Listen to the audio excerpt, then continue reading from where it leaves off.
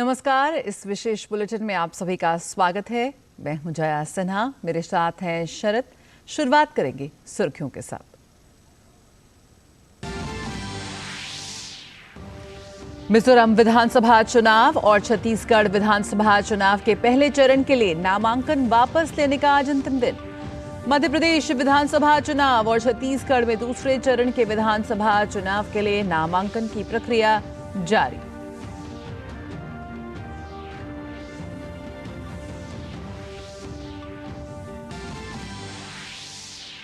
कांग्रेस ने राजस्थान में 43 उम्मीदवारों की दूसरी सूची और छत्तीसगढ़ में 7 प्रत्याशियों की अंतिम लिस्ट जारी की।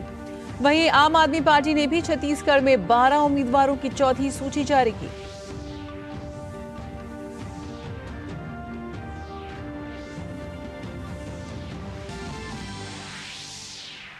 केंद्रीय गृह एवं सहकारिता मंत्री अमित शाह आज नई दिल्ली में आयोजित सहकारी निर्यात पर राष्ट्रीय संगोष्ठी को करेंगे संबोधित। एक दिवसीय आयोजन में 1000 से अधिक प्रतिभागी होंगे शामिल।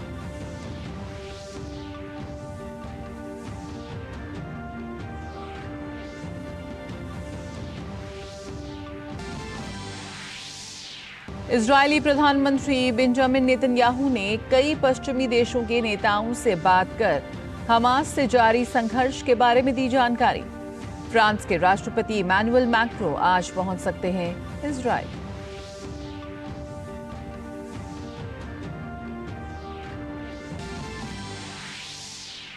ऑपरेशन अजय के तहत 2 नेपाली नागरिकों सहित 143 यात्रियों के साथ छठी उड़ान देर रात नई दिल्ली पहुंची। हवाई अड्डे पर केंद्रीय मंत्री फग्गन सिंह कुलस्ते ने यात्रियों का किया स्वागत।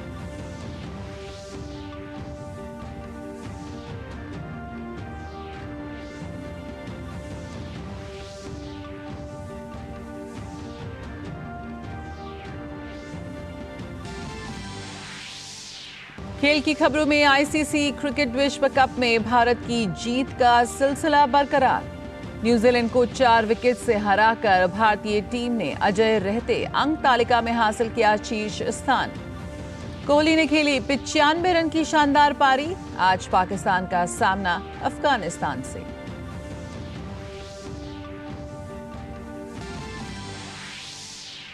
और चीन में चल रहे एशियन पैरा गेम्स में आज भारतीय खिलाड़ी दिखाएंगे अपना दम। तीरंदाजी, एथलेटिक्स, निशानेबाजी, टेबल टेनिस और साइकिलिंग की स्पर्धाओं का होगा आयोजन।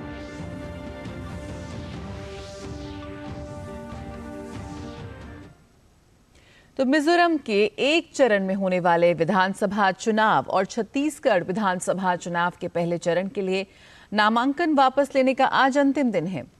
नामांकन पत्रों की जांच पूरी हो चुकी है।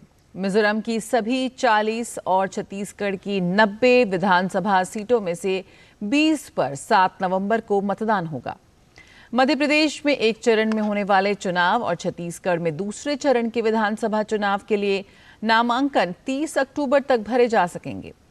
मध्य प्रदेश के सभी 230 विधानसभा क्षेत्रों और छत्तीसगढ़ के 70 विधानसभा क्षेत्रों के लिए 17 नवंबर को वोट डाले जाएंगे। छत्तीसगढ़ विधानसभा चुनावों को लेकर कांग्रेस ने अपनी अंतिम सूची रविवार को जारी कर दी है। इस सूची में 7 नामों की घोषणा की गई है। इससे पहले दूसरी सूची में कांग्रेस ने 53 उम्मीदवारों के नामों का ऐलान किया था और पहली सूची में 30 नामों की घोषणा की गई थी। कुल मिलाकर कांग्रेस छत्तीसगढ़ में अपने सभी 90 उम्मीदवारों की सूची उसने जारी कर दी है। वहीं आम आदमी पार्टी ने छत्तीसगढ़ विधानसभा चुनाव के लिए अपने उम्मीदवारों की चौथी सूची जारी की है।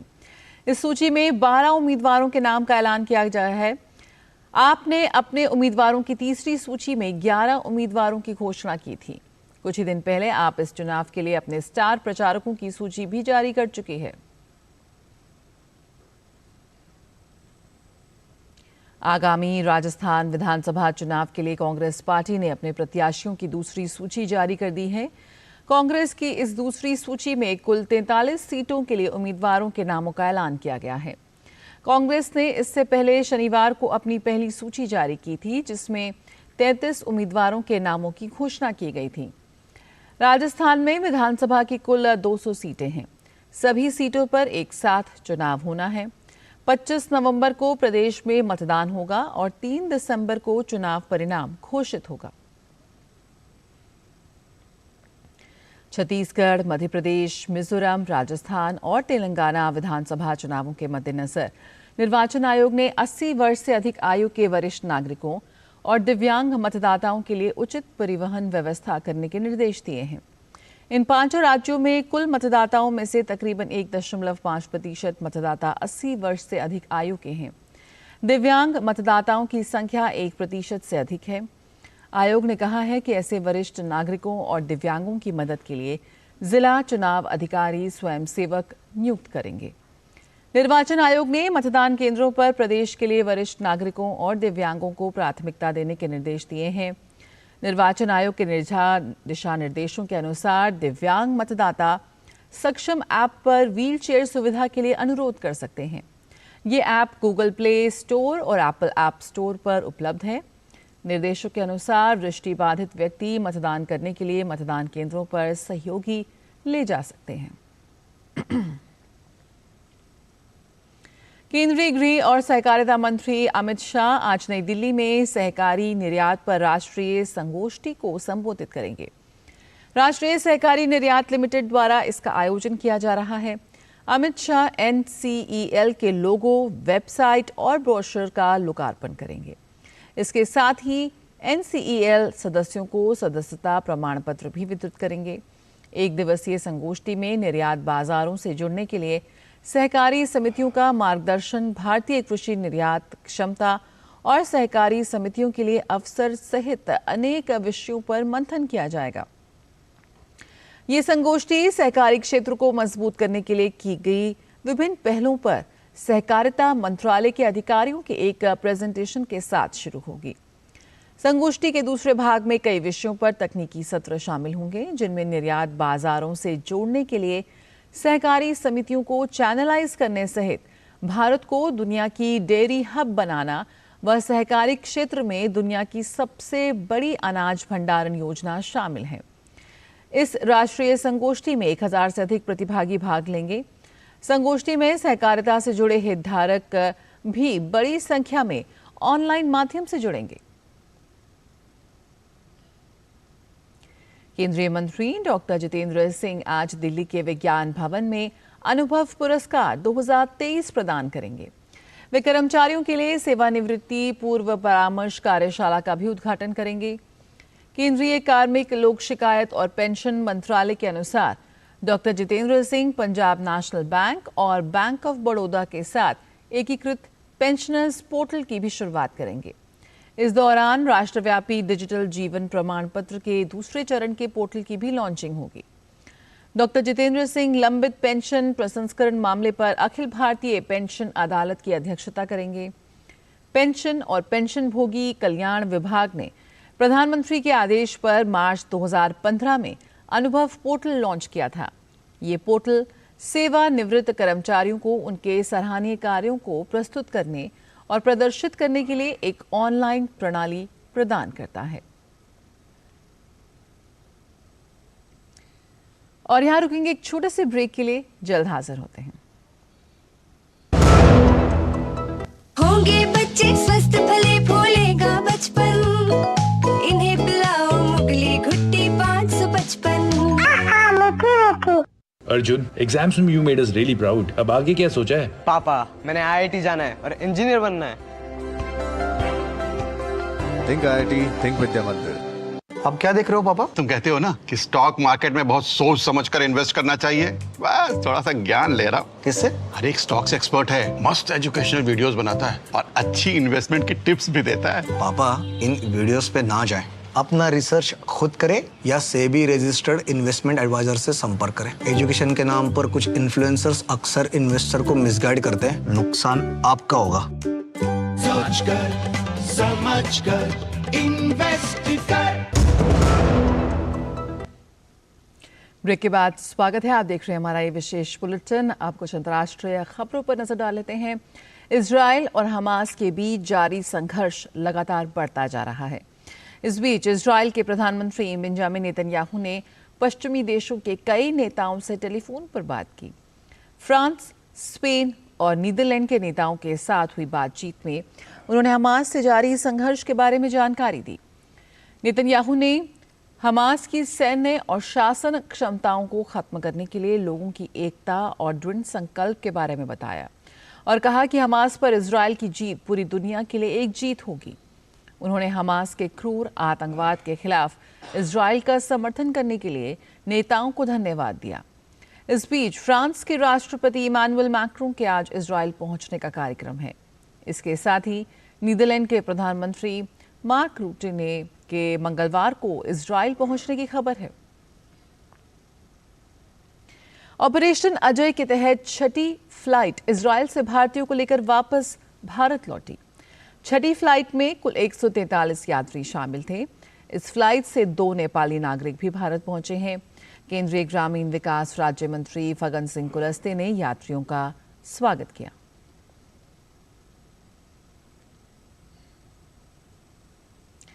और बात करें क्रिकेट विश्व कप की, तो वनडे क्रिकेट विश्व कप में भारत ने लगातार 5वीं जीत हासिल कर ली है।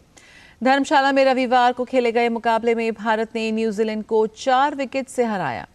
इस जीत के साथ ही टीम इंडिया 10 अंकों के साथ अंक तालिका में शीर्ष स्थान पर पहुंच गई है। न्यूजीलैंड से मिले 274 रन का पीछा करने उतरी टीम इंडिया को पहला झटका कप्तान रोहित शर्मा के विकेट के रूप में लगा।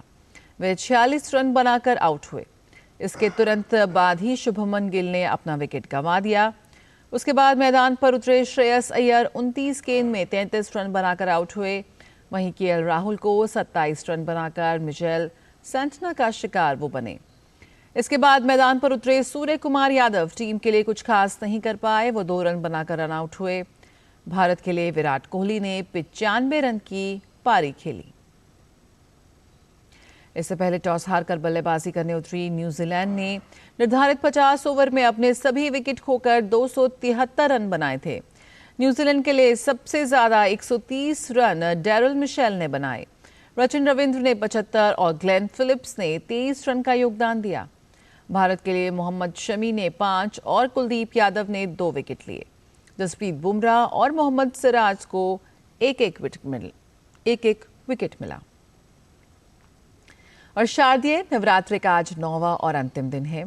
आज महानवमी के दिन मां दुर्गा के सिद्धिदात्री स्वरूप की पूजा की जा रही है।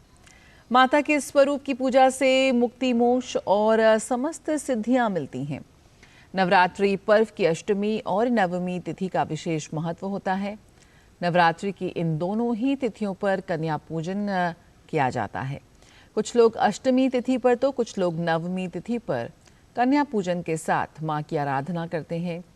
धार्मिक मान्यताओं के अनुसार नवरात्रि की नवमी तिथि पर मां सिद्धिदात्री की विधिवत पूजा करने से धन, बल, यश के साथ सभी तरह की मनोकामनाएं पूरी होती हैं। नवमी के उपलक्ष्य में देश भर के मंदिरों में मां के दर्शन और पूजा अर्चना के लिए भक्तों का तांता सुबह से ही लग गया है। मंदिरों में माता की आरती की जा रही है। राजधानी दिल्ली में भी महानवमी बड़ी ही धूमधाम और हर्षोल्लास के साथ मनाई जा रही है। छतरपुर और कालकाजी मंदिर में सुबह सवेरे से ही भक्तों का तांता लगने लगा है। तो सभी दर्शकों को रामनवमी की बहुत शुभकामनाएं। और इसी के साथ इस विशेष बुलेटिन में इतना ही। मुझे और शरद को दीजिए इजाजत। नमस्कार।